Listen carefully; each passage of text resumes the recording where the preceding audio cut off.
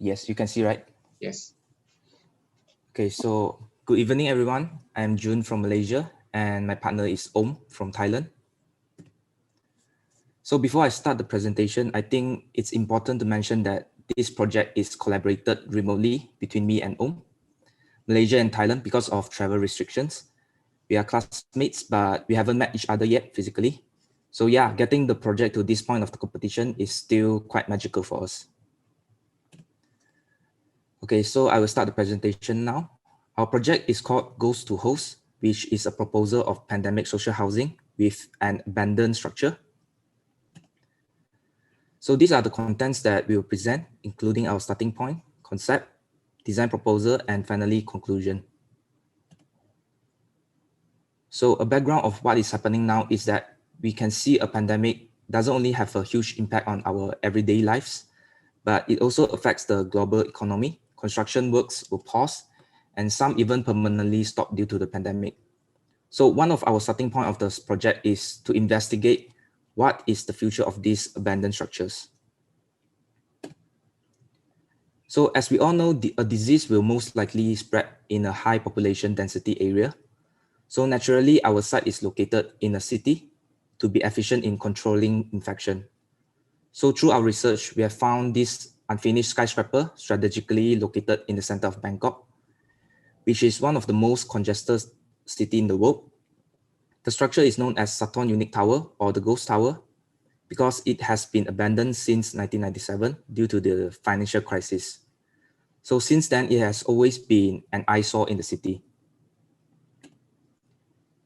This is the view from the top of the tower. You can see it's really a fallen icon in the city center of Bangkok. So another phenomenon we observed during the pandemic is that cities are basically inaccessible in a lockdown. You can see some of the most crowded places around the world are actually empty to prevent people from traveling, ultimately to avoid the spreading of the disease. Okay, so here comes my design concept. So during a pandemic, we are always encouraged to stay at home to prevent the spreading of the disease. But the real problem is our home capable of fulfilling our daily needs? Our concept for the project is very simple. We combine the idea of two elements. The first element is the typical city program, which are inaccessible during a pandemic.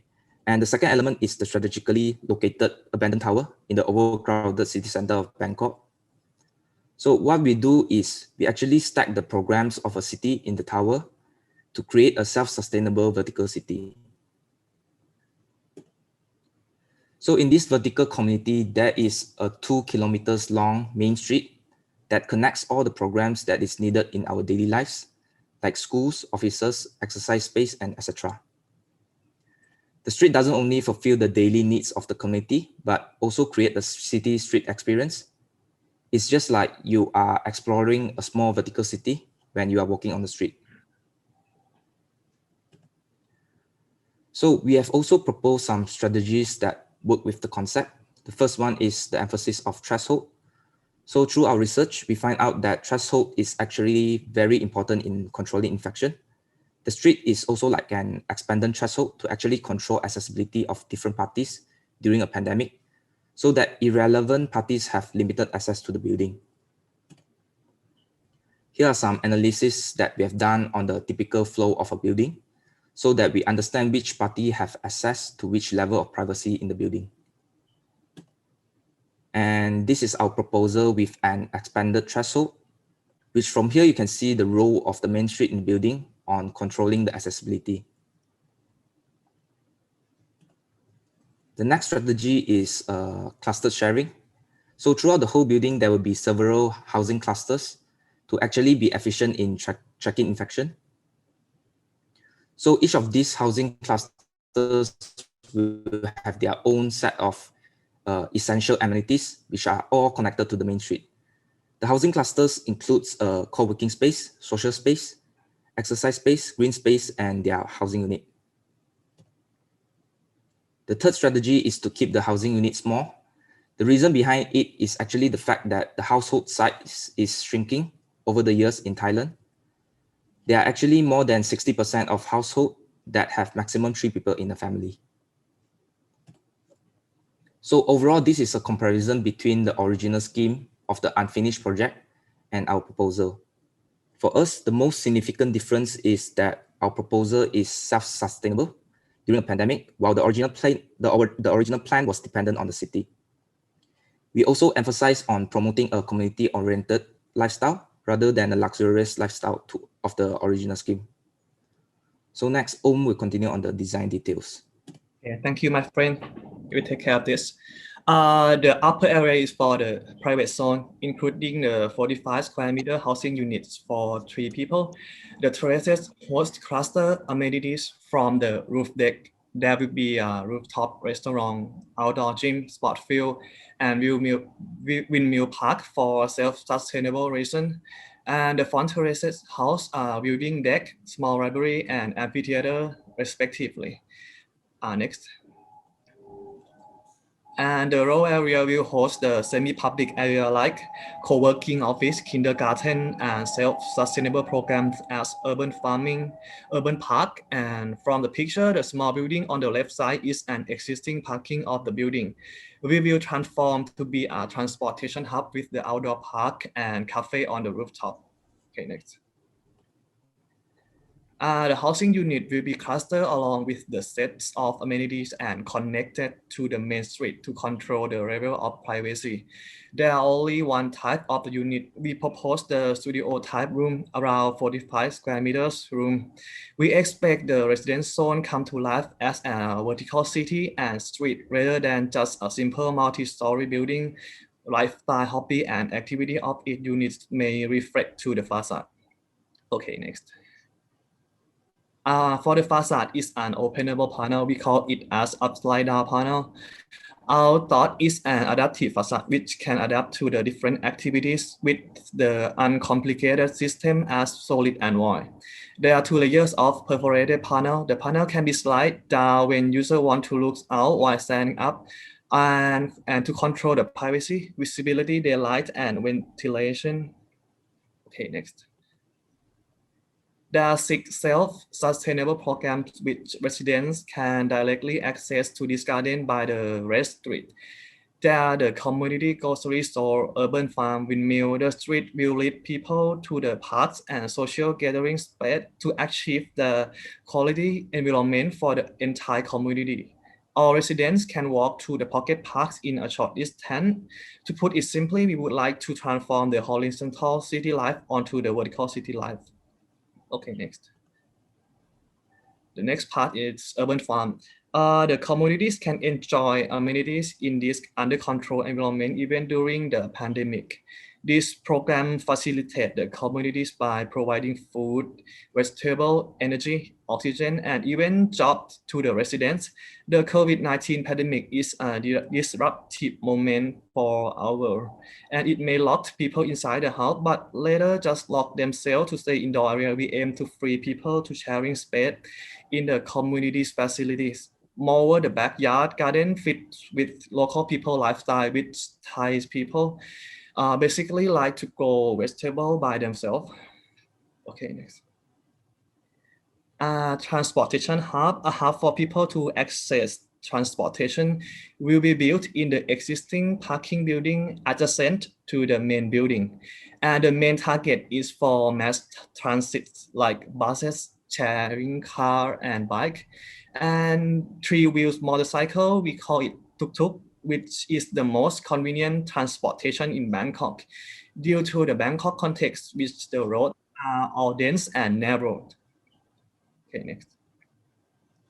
Okay, so in conclusion, our project is proposed to revive this abandoned structure in the city center by actually redefining its original scheme to a more social sensible and high livability housing for the middle class families. Our project replaces typical city lifestyle to a vertical self-sustainable community to actually fulfill the daily needs of a community during a pandemic with minimum activity of traveling involved and infection control strategies.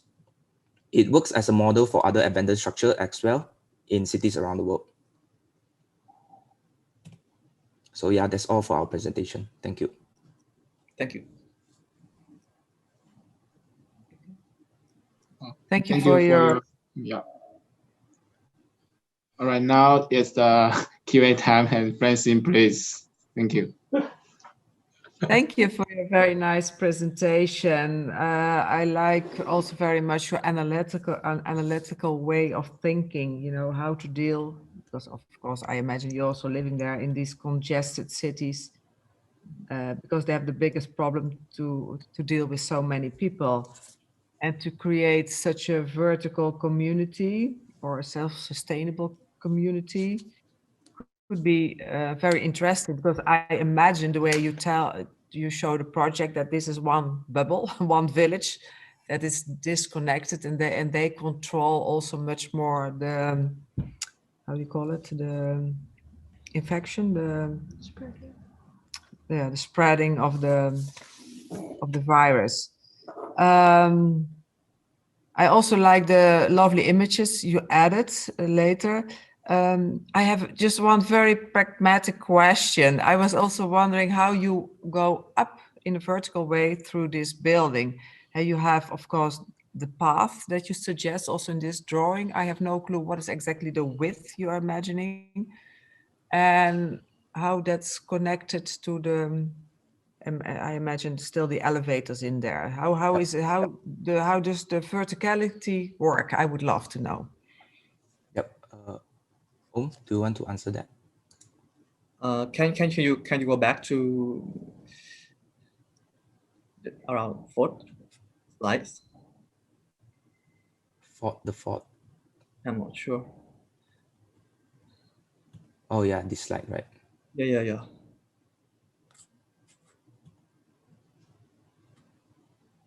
Yeah, oh, okay. Actually, I can answer that. So actually, there are two cores in the building that actually works as a lift cores in the building as well, besides then the path, besides then the main street. Yeah, we still have the main elevator to go up.